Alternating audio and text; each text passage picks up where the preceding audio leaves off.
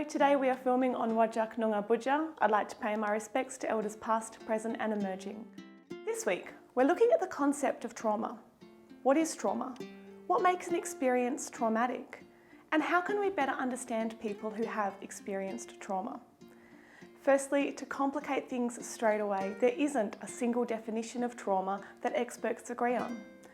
We're going to come back to that because that's really significant, but my favourite explanation of trauma comes from the Australian Childhood Foundation, who state, trauma is the emotional, psychological and physiological residue left over from heightened stress that accompanies experiences of threat, violence and life-challenging events. Now, why do I like this definition so much? Because it captures that trauma isn't just about the event. It's about the impacts of the event. When we look at it this way, we can start to understand people's responses to trauma in a far more sensitive and responsive way. The severity of the impacts of trauma can vary greatly. So two people can be in the same event and one of them is significantly affected while the other isn't. This isn't a character weakness. It doesn't mean one of them is better at handling trauma than the other. Instead, these different responses are based on a range of factors, individual factors like temperament, past experiences, and how well each of them are at accessing their coping strategies in an immensely stressful time. As well as this, the way people around each of these individuals react to the traumatic event makes a huge difference. How quickly was support provided? And was the support actually helpful, or did it have an element of victim blaming or disempowerment? And finally, the context surrounding the traumatic event is important, like what other life events were happening? What other responsibilities did each of these people have to resume after the event? This is one reason that it's hard for the experts to agree on a definition, because trauma for one person isn't necessarily traumatic for someone else. Now let's dig deeper. The event or events itself isn't where the trauma ends.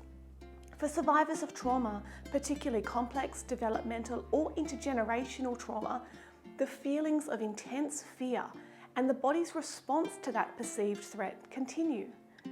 This means even though there isn't any threat present, the brain still thinks there is. We're going to come back to that in a few weeks to look at what that means. Now, I just mentioned three types of trauma: complex, developmental, and intergenerational. Trauma can be put into all sorts of categories. We won't go into them all today, but it's important to remember there are different types of trauma.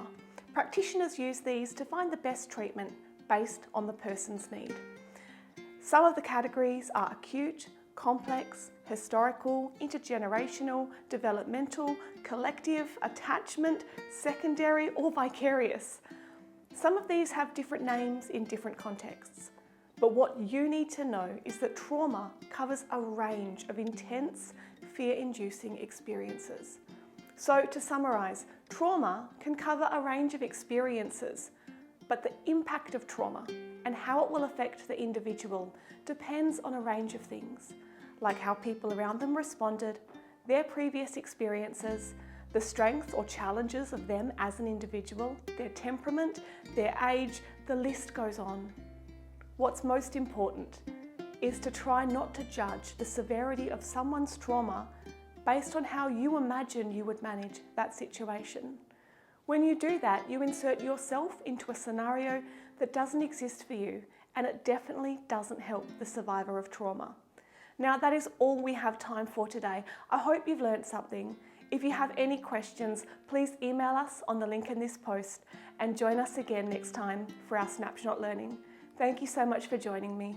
Until next time.